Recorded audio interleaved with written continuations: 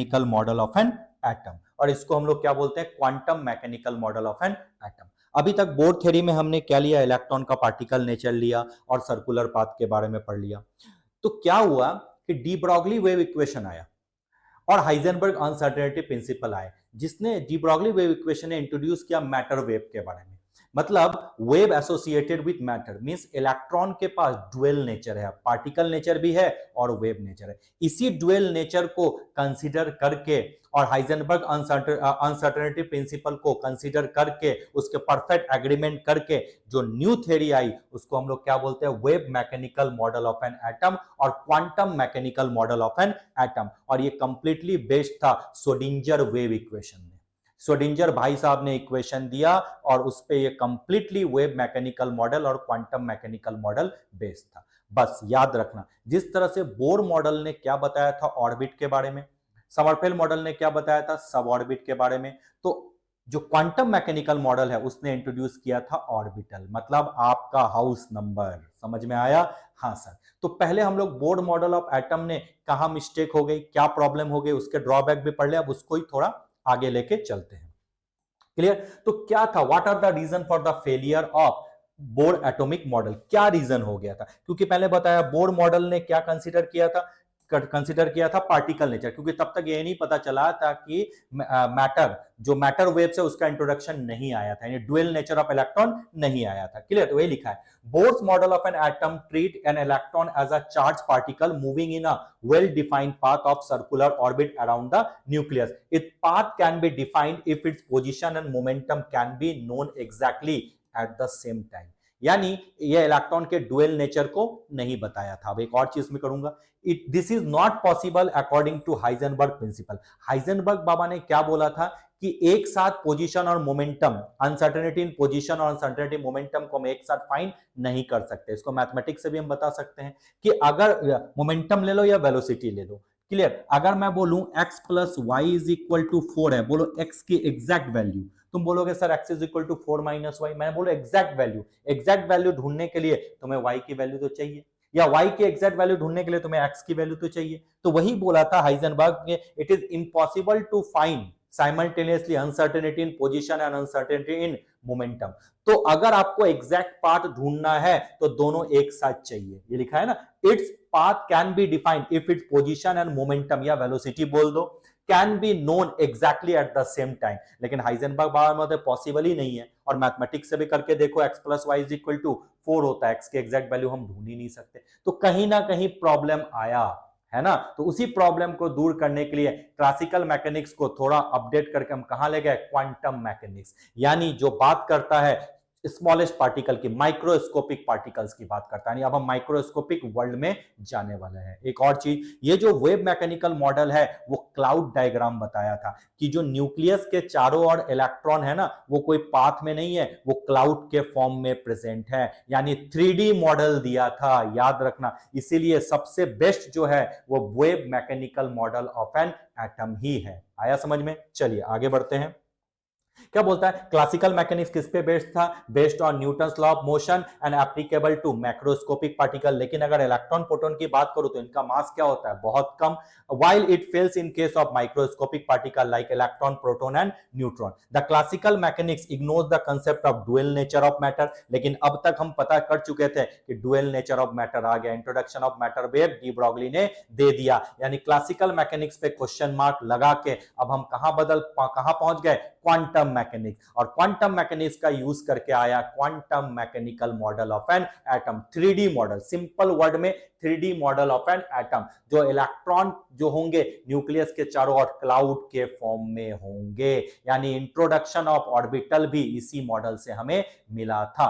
Done sir, done. अब थोड़ा और डिस्कस करते हैं, क्वांटम मैकेनिक्स क्या होता है। तो a theoretical science that deals with the study of motion of microscopic particle। जो फिजिक्स थोड़ा पढ़ लेते हैं। क्लासिकल मैकेनिक्स क्या बोलता है, मैक्रोस्कोपिक बिग पार्टिकल के बारे में। क्वांटम मैकेनिक्स क्या बोलता है, स्मॉलेस्ट पार्टिकल के बारे में, लाइक इलेक्ट्रॉन, प्रोटॉन, न्यूट्रॉन, इन सब के बारे में वो डिस्कस करता है। क्लियर? अब ये जो क्वांटम मैकेनिक्स है, इसका फंडामेंटल इक्वेशन जो दिया था वो किस भाई साहब ने दिया था, श्रोडिंगर भाई साहब ने दिया था। और इसी श्रोडिंगर वेव इक्वेशन ने फाउंडेशन रखा किसका, क्वांटम मैकेनिकल मॉडल और wave mechanical model of an atom, यानी 3D model of an atom का। तो श्रोडिंगर वेव इक्वेशन क्या था, आ जाइए।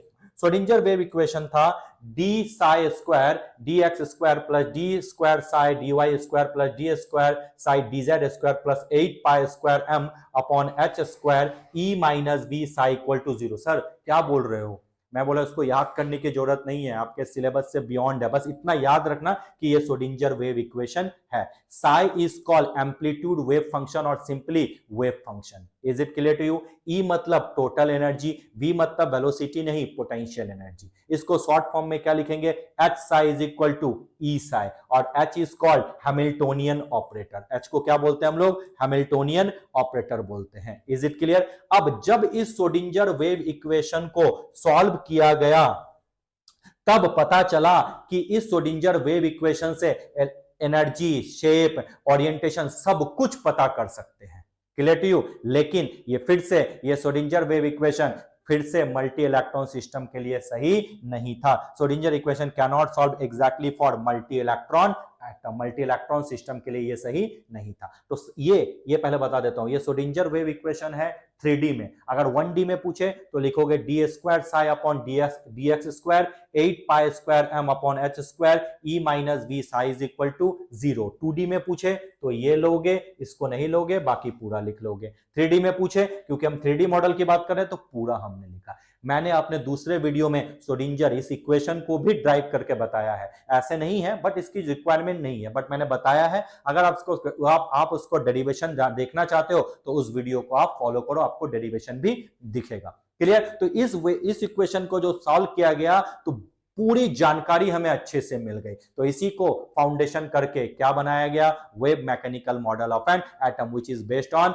Schrodinger wave equation. What is Schrodinger wave equation? बोलो, D square psi upon D X square plus D square psi upon D Y square plus D square psi upon D Z square plus 8 pi square M upon H square E minus B psi equal to 0। Psi क्या है? Psi sir amplitude wave function है। तो क्या साई का कोई significance है? हाँ भाई, यही तो साई का सिग्निफिकेंस है।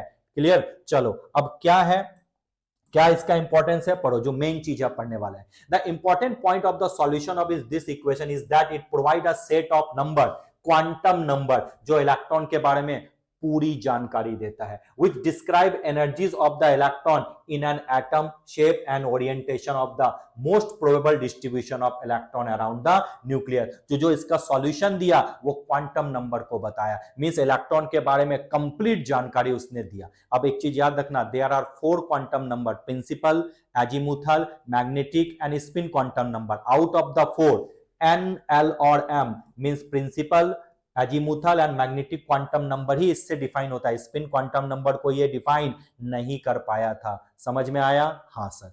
अब साई स्क्वायर का क्या सिग्निफिकेंस है? जैसा आपने जो बोला वो साई है, तो वो साई का सिग्निफिकेंस क्या है वो तो हम समझ गए, एम्पलीट्यूड वेव फंक्शन है, लेकिन ये क्या है तो बताता हूं। It is a probability factor, ये प्रोबेबिलिटी अप्रोच है। मतलब ये जो बोलता है कि जो इलेक्ट्रॉन जो है न्यूक्लियस के चारों ओर प्रोबेबल पाथ बताता है, मतलब एग्जैक्ट पाथ नहीं बताता, क्योंकि क्लाउड डायग्राम है। यानी ये क्या बोला कि ये न्यूक्लियस है, न्यूक्लियस के चारों, ये सर्कुलर नहीं है भाई, ये जो है न्यूक्लियस के चारों ओर इलेक्ट्रॉन जो होते हैं इस क्लाउड के फॉर्म में रहते हैं। यानी इसने प्रोबेबिलिटी अप्रोच को बोला, यानी एग्जैक्ट पाथ नहीं बोला। बोला भाई न्यूक्लियस में इलेक्ट्रॉन में वेव नेचर होता है, तो ये बिल्कुल इलेक्ट्रॉन क्लाउड जैसा न्यूक्लियस के चारों, यानी मिडिल में मैं इसके क्या कर दूं, प्लस का साइन कर देता हूं। मतलब मैं ये बता देता हूं कि ये न्यूक्लियस है, ये न्यूक्लियस है दादा मेरे, ठीक है। ये इसके चारों ओर इलेक्ट्रॉन किसके फॉर्म में रहता है? क्लाउड के फॉर्म में रहता है। इसको क्लाउड डायग्राम बोलते हैं। समझ में आया? तो यानी प्रोबेबिलिटी अप्रोच बताया। हाँ प्रोबेबिलिटी है, होगा कि नहीं हमें टेस्ट करना पड़ेगा। तो ये जो मॉडल है ये प्रोबेबिलिटी अप्रोच को देता है, यानी प्रोबेबिलिटी फैक्टर है ये। Is it clear? गुड। और प्रोबेबिलिटी कभी भी नेगेटिव नहीं होती। प्रोबेबिलिटी तो हम जानते हैं कि प्रोबेबिलिटी नेगेटिव हो नहीं सकती, यानी प्रोबेबिलिटी की वैल्यू हमेशा क्या होती है? पॉजिटिव होती है। Done sir. तो it is a probability factor, it describe the probability of finding an electron within a small space. ये क्या डिस्क्राइब करता है? Probability of finding an electron within a small space और within a small region. Clear to you? And that this space, the space in which there is a maximum probability of finding an electron which is called orbital, यानी वो place जहां पे maximum probability of finding an electron हो उस जगह को हम लोग क्या बोलते हैं, ऑर्बिटल बोलते हैं। मींस साई स्क्वायर किसको सिग्निफिकेंस करता है, ऑर्बिटल को सिग्निफिकेंस करता है। Clear to you. अब मैं बोलूं कि सर आप पूछ सकते हो कि सर आपने साई स्क्वायर क्यों नहीं लिया, वहां तो साई है तो आप साई क्यों नहीं लिए, तो मैं बोलूंगा साई की अगर मैं वैल्यू लेता तो इसकी वैल्यू पॉजिटिव भी आ सकती है और नेगेटिव भी, लेकिन प्रोबेबिलिटी फैक्टर कभी भी नेगेटिव नहीं होता। यानी अगर साई की वैल्यू -1 आती है, -1 का स्क्वायर कर दूं तो +1 होता है। यानी अगर मैं स्क्वायर में लेता हूं तो माइनस वैल्यू भी क्या होगी, प्लस में होगी। इसलिए फिजिकल सिग्निफिकेंस किसका होता है, साई स्क्वायर का, साई का नहीं होता। तो ये क्या रिप्रेजेंट करता है, probability of finding an electron within a small space. Means ये किसको बताता है, ऑर्बिटल के बारे में जानकारी देता है। क्या समझ में आया, क्या इंट्रोडक्शन ऑफ ऑर्बिटल आ गया? हाँ सर बिल्कुल समझ में आ गया। डन। अब आ जाओ, अब साई की वैल्यू से पता करेंगे क्या होता है। अब पढ़ो अच्छे से, समझो इस चीज को। Where psi square is maximum, जहां साई की वैल्यू मैक्सिमम हो यानी वहां इलेक्ट्रॉन मिलने के चांसेस क्या होंगे, ज्यादा होंगे। तो ऑर्बिटल के केस में साई स्क्वायर की वैल्यू कभी भी 0 नहीं हो सकती। लेकिन गलती से अगर साई स्क्वायर या साई की वैल्यू 0 आ जाए, मतलब इलेक्ट्रॉन मिलने की प्रोबेबिलिटी क्या होगी, कम होगी या नेग्लिजिबल होगी, तो उसको बोला जाता है नोड। तो अगर पूछे if psi square is 0 in that region probability of finding an electron is 0, such region is called nodal surface, nodal plane और नोड। यानी नोड ऐसा जगह है जहां probability of finding an electron क्या होंगे, एकदम नेग्लिजिबल होंगे। Is it clear?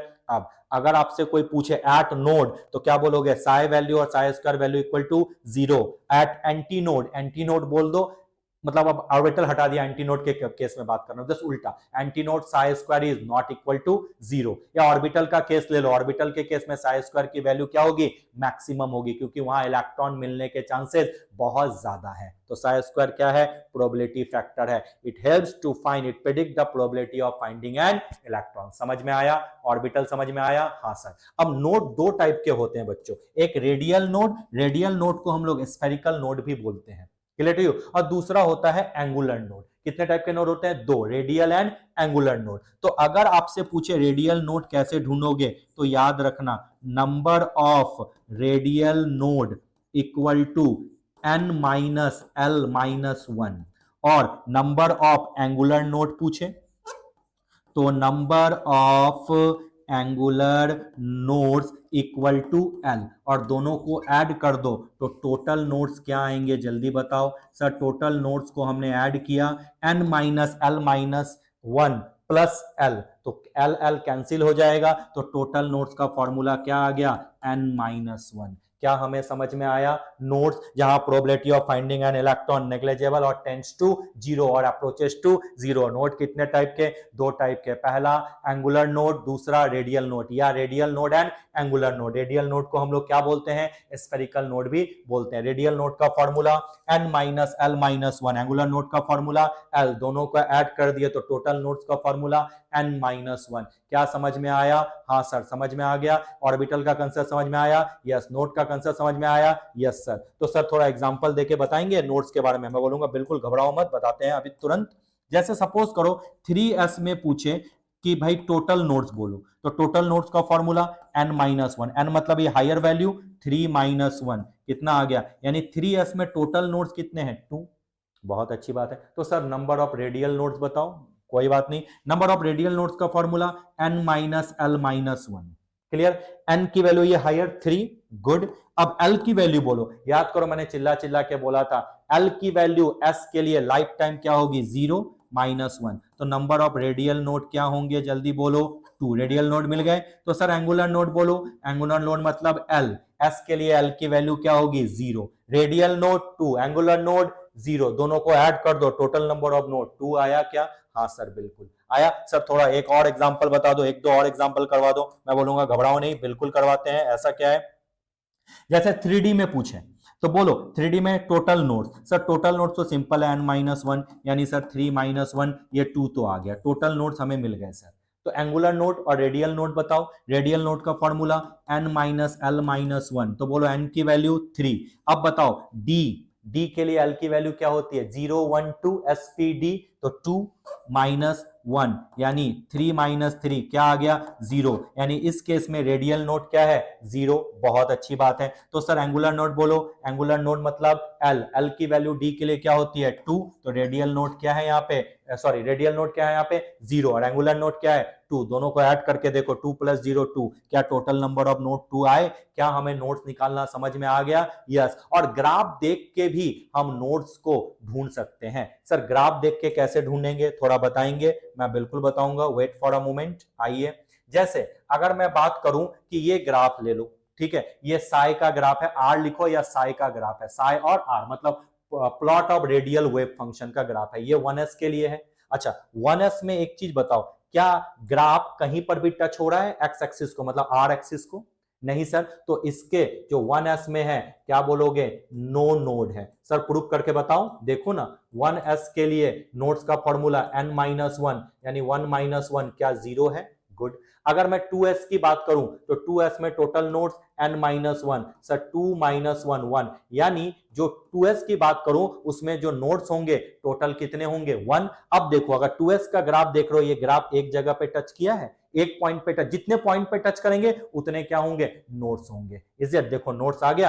अब ये ग्राफ और थोड़ा सा मैं एक्सटेंड कर देता हूं, समझा देता हूं, ये ग्राफ बना है साई और आर के बीच में, लेकिन आपको पता है साई का सिग्निफिकेंस नहीं होता, तो साई स्क्वायर का होता है। तो अगर हम साई ले रहे हैं तो देखो ऊपर वाला पार्ट प्लस और नीचे वाला पार्ट माइनस, ये देखो माइनस में भी आ गया, लेकिन प्रोबेबिलिटी कभी भी माइनस में नहीं होती, यानी हमें जो ग्राफ बनाना है वो साई स्क्वायर और आर का हम बनाएंगे, और साई स्क्वायर अगर आर का हम बनाएंगे तो ये नीचे वाला पार्ट क्या हो जाएगा ऊपर चला जाएगा। तो सर कैसा दिखेगा बताएंगे, मैं बोलूंगा अरे यार भाई एकदम दिखाएंगे, कोई प्रॉब्लम वाली बात नहीं है।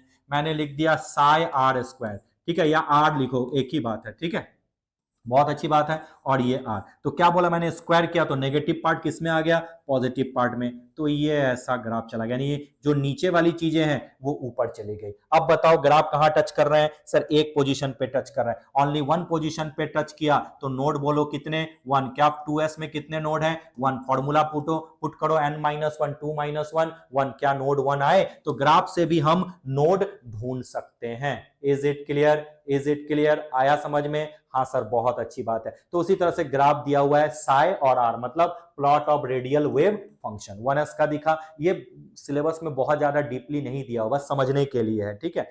जब आप सिंपल प्रिपरेशन कर रहे हो नीट का, जेई मेंस वगैरह का, तो ये चीजें नहीं है बहुत ज्यादा, ठीक है। और हाँ जेई एडवांस का जब आप प्रिपरेशन कर रहे हो तो इस पे डीप कैलकुलेशन है, जो मैंने आपको अलग वीडियो में बताया है, डीप कैलकुलेशन। डन सर, आया समझ में, हाँ सर बहुत अच्छी बात है। अब जैसे 3s में देखो, सर 3s में नो, सर इसको रब कर दूं मैं, 3s में अगर मैं बोलूं कितने नोड हैं, तो मैं बोलूंगा सर 3s के लिए तो आपको फॉर्मूला होगा n-1 मतलब 3 - 1, यानी 3s में जो नोड्स टोटल नोड्स होंगे वो 2 है। सर ग्राफ से दिखाओ 3s का हमें दिख गया, ये देखो एक पॉइंट और एक पॉइंट, कितने पॉइंट पे टच किए 2 पॉइंट पे, जितने पॉइंट पे टच करेंगे उतने नोड्स होंगे, क्या 2 हमें दिखा, हाँ सर हमें दिख गया। तो क्या नोड समझ में आ गया, क्या ऑर्बिटल का कंसेप्ट समझ में आया, यस। नोड्स कितने टाइप के, दो टाइप के, angular node and radial node. Radial node का फॉर्मूला n-l-1 और एंगुलर नोड का l, क्या चीजें समझ में आई, यस सर बहुत है। श्रोडिंगर वेव इक्वेशन समझ में आया, क्या देता है क्वांटम मैकेनिकल अप्रोच देता है, यानी इसने फाउंडेशन दिया क्वांटम मैकेनिकल मॉडल का, क्या क्या थ्योरी को उसने यूज किया, उससे चीजों को फिल्टर करके निकाला, उसमें डी ब्रॉगली वेव इक्वेशन और हाइजेनबर्ग अनसर्टेनिटी प्रिंसिपल, क्लियर। और ये किस नेचर को लिया इलेक्ट्रॉन का, डुअल नेचर को, पार्टिकल एंड वेव नेचर को, जो कहां से आया था इंट्रोडक्शन ऑफ मैटर वेव, और किसने दिया था डी ब्रॉगली भाई साहब ने दिया था। आया समझ में, यस सर बहुत अच्छी बात है। यानी जो ये क्वांटम मैकेनिकल मॉडल है, ये कौन सा मॉडल है 3D मॉडल, इलेक्ट्रॉन के क्या बताता है प्रोबेबिलिटी अप्रोच बताता है, यानी क्लाउड है, इलेक्ट्रॉन जो चारों न्यूक्लियस के चारों तरफ है वो किसके फॉर्म में है, बादल के फॉर्म में है, क्लाउड के फॉर्म में। आया समझ में, हाँ सर बहुत अच्छी बात है। तो चलें आगे बढ़े, अरे कहीं नहीं जाना है। अब जो वेव और quantum mechanical model of an atom है उसका कुछ फैक्ट हम पढ़ लेते हैं, जिससे चीजें आपके लिए और आसान हो जाएगी। पहला, it is based on Schrodinger wave equation, बता ही दिया। This model describe the electron as a 3 dimensional wave in the electronic field of positively charge nucleus, मतलब 3D मॉडल को इसने बताया था। Clear to you? उसके बाद जो इंपॉर्टेंट है वो बता देता हूं। An atomic orbital wave function represent the state of an electron in an atom. Whenever an electron is described bye a wave function we say that the electron occupy that energy level. मतलब main energy level, sub energy level, और sub energy level के अंदर क्या होंगे? Orbital होंगे। तो sir कैसे, थोड़ा लिंक करवा देंगे? मैं बोलूंगा वेट फॉर अ मोमेंट, मैं लिंक करवाता हूं आपको, है ना। अच्छा, चलो कैसे एक बार समझ लो इस चीज को, तो आपके लिए चीजें और आसान हो जाएगी। Wait for a moment. अगर मैं एन की बात करूं तो एन हमेशा क्या रिप्रेजेंट कर रहा है? आपका मेन एनर्जी लेवल। ठीक है, अगर एन की वैल्यू 1 है तो समझना, एन की वैल्यू 1 है मतलब कौन सा? ये के को बताता है। एन की वैल्यू 1 है तो आपको पता है कितने सबसेल होंगे? एक सबसेल होंगे। ठीक है, के में कितने इलेक्ट्रॉन होते हैं? 2। एस में कितने? 2। अब के में कितने ऑर्बिटल होंगे? तो याद रखना, एस में 2 इलेक्ट्रॉन होते हैं। क्लियर? तो याद रखना एक ऑर्बिटल में सिर्फ 2 ही इलेक्ट्रॉन जा सकते हैं, एक क्लॉकवाइज और एक एंटी क्लॉकवाइज। तो एस में हमेशा कितने ऑर्बिटल होंगे? एक ही ऑर्बिटल होंगे। यानी के एन इज इक्वल टू 1 है तो कितने ऑर्बिटल हुए? 1। क्लियर? फिर से बोलो, n इज इक्वल टू 1 है तो कितने ऑर्बिटल हुए? 1। कितने सबसेल हुए? 1। अब सर कैसे ढूंढते हैं वो भी ट्रिक बताऊंगा। अब मैं बात करूं n इज इक्वल टू 2 की। ठीक है, n इज इक्वल टू 2 मतलब l में कितने इलेक्ट्रॉन होते हैं? 8 इलेक्ट्रॉन। बहुत अच्छा। n इज इक्वल टू अगर 2 है तो बोलो क्या क्या शो करेंगे? सर ये 2 सबसेल होंगे s और p, आपने बोला था। तो बोलो ऑर्बिटल कितने होंगे? सर अब तो फंस गए, बार बार ड्रॉ करे क्या? नहीं। तो याद रखना, ऑर्बिटल अगर पूछे तो n का स्क्वायर कर देना। अब समझ में आया? तो बोलो n का स्क्वायर कितना? n का स्क्वायर कितना मतलब 2 का स्क्वायर, यहाँ कितना? 4। यानी जब n इज इक्वल टू 2 है, यानी एल सेल की बात करूं तो उसमें 4 ऑर्बिटल है। सर प्रूफ करके दिखाओ? बताता हूं। s में 2 इलेक्ट्रॉन तो कितने ऑर्बिटल? एक ऑर्बिटल। हाँ सर। अब p में कितने इलेक्ट्रॉन होते हैं? जल्दी बोलो। 6 इलेक्ट्रॉन। एक ऑर्बिटल में मैक्सिमम कितने इलेक्ट्रॉन होते हैं? सर 2 इलेक्ट्रॉन होते हैं। तो p में कितने ऑर्बिटल होंगे? सर 3 होंगे। 1 2 3 4 5 6 आ गया। अब एस, अब जब मैं बात करूं एल सेल की तो एल सेल में कितने सबसेल हैं? 2, एस और पी। एस में कितने ऑर्बिटल हैं? 1। पी में कितने ऑर्बिटल हैं? 3। टोटल ऑर्बिटल करके देखो, 3 + 1 4 आया दादा मेरे। क्या समझ में आया? यस। तो सेल की वैल्यू से हम सबसेल भी ढूंढ सकते हैं और ऑर्बिटल भी ढूंढ सकते हैं। सर थोड़ा सा और बताएंगे? सर थोड़ा सा और तूफानी कर दो। मैं बोलूंगा बिल्कुल। n इज इक्वल टू 3 है, यानी ये किस सेल को दिखाया? m को दिखाया। तो सर m में कितने सबसेल होंगे? n की वैल्यू 3 है मतलब 3 सबसेल। सर s p और d, तो कितने ऑर्बिटल होंगे? बार बार लिखोगे क्या? नहीं सर, आपने ही बोला था नंबर ऑफ ऑर्बिटल अगर किसी भी सेल में किसी भी ऑर्बिट में ढूंढना है तो n स्क्वायर करेंगे। यहाँ n की वैल्यू क्या है? 3। 3 3 जा 9। तो कितने ऑर्बिटल हुए? 9। सर प्रूफ भी करो। ऐसे कैसे? ऐसे नहीं जाने देंगे सर, प्रूफ करना पड़ेगा। मैं बोलूंगा ठीक है, वेट करो। बोलो डी में कितने इलेक्ट्रॉन होते हैं दादा मेरे? 10 इलेक्ट्रॉन। एक ऑर्बिटल में कितने इलेक्ट्रॉन रह सकते हैं मैक्सिमम? 2 इलेक्ट्रॉन, एक क्लॉकवाइज और एक एंटी क्लॉकवाइज। तो 1 2 3 4 5 6 7 8 9 और 10। तो डी में कितने ऑर्बिटल हुए? 5। 5 + 3 8, 8 + 1 9। तो कितने ऑर्बिटल आए? 9 आए। तो भाई आप देखो, principal energy level, sub energy level और ऑर्बिटल्स, इन सब को हम एक साथ कनेक्ट कर दिए। आपको बस n की वैल्यू याद रखनी है। आप सबसेल भी ढूंढ सकते हो, आप ऑर्बिटल भी ढूंढ सकते हो। तो देखो किस तरह से इलेक्ट्रॉन का पता हम ढूंढे। पहले सिटी गए, फिर कहां गए? आपकी कॉलोनी गए, और आपके घर गए तो आप मिलोगे ना। उसी तरह से इलेक्ट्रॉन की सिटी गए हम लोग, यानी मेन एनर्जी लेवल पे गए। उसके बाद उसकी कॉलोनी गए, सब एनर्जी लेवल पे गए, और फाइनली प्रोबेबिलिटी फैक्टर यानी ऑर्बिटल जहां पे इलेक्ट्रॉन यानी उसके घर पे गए, हाउस नंबर पे, वहां इलेक्ट्रॉन के मिलने के चांसेस ज्यादा होंगे। क्योंकि आपको मैं पूरी सिटी कहां ढूंढूं? आपको मैं पूरी कॉलोनी कहां ढूंढूं? आपका हाउस नंबर दोगे तभी तो आपको चिट्ठी मिलेगी, मैं ढूंढ पाऊंगा आपको। तो इसलिए ऑर्बिटल क्या है? कंप्लीट जगह है, the place where the probability maximum हो इलेक्ट्रॉन मिलने की। आया समझ में? हाँ सर आ गया समझ में। और यही किस फाउंडेशन को लाया? क्वांटम नंबर को लाया, जो मैंने अलग से वीडियो बनाया, क्वांटम नंबर क्या होते हैं। डन सर, डन सर, हाँ सर, चीजें हमें समझ में आ गई, कोई बात नहीं। अब आ जाइए, ग्राफ समझ में आया? यस सर, ग्राफ को बस हमें देखना है, ऑब्जर्व करना है और इसका यूज करके हम नोड निकाल सकते हैं। ये क्या है? Plot of radial wave function. Done, done. अब ये क्या है? रेडियल प्रोबेबिलिटी फंक्शन और डिस्टेंस का ग्राफ है। ये आपका ग्राफ क्या है? जैसे 1s का ग्राफ है, ये आपका ग्राफ क्या है? आपका 2s का ग्राफ है, ये आपका ग्राफ क्या है? 2p का ग्राफ है। बस ग्राफ को थोड़ा ध्यान रखना। अगर इसकी एक्सप्लेनेशन चाहते हो तो भैया दूसरे वीडियोस में आप जाओ। खैर ये आपके लिए जरूरत नहीं है बहुत ज्यादा, तो ज्यादा दिमाग लगाना नहीं है, बस ग्राफ को आपको देख के समझना है।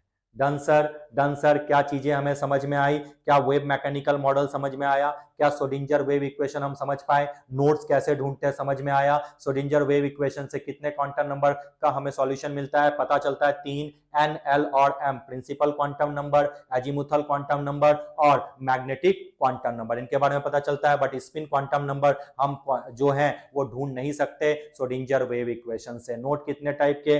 2 टाइप के, radial node and angular node. ये इलेक्ट्रॉन का कौन सा नेचर लिया? डुअल नेचर को कंसीडर किया। और क्या बताया? कंसेप्ट ऑफ ऑर्बिटल, ऑर्बिटल के बारे में बताइए। कौन सा अप्रोच है? प्रोबेबिलिटी अप्रोच है। क्या हमें क्वांटम मैकेनिकल मॉडल अच्छे से समझ में आ गया? हाँ सर। तो क्लास एंड करें? हाँ सर, बिल्कुल। Bye bye, thank you so much.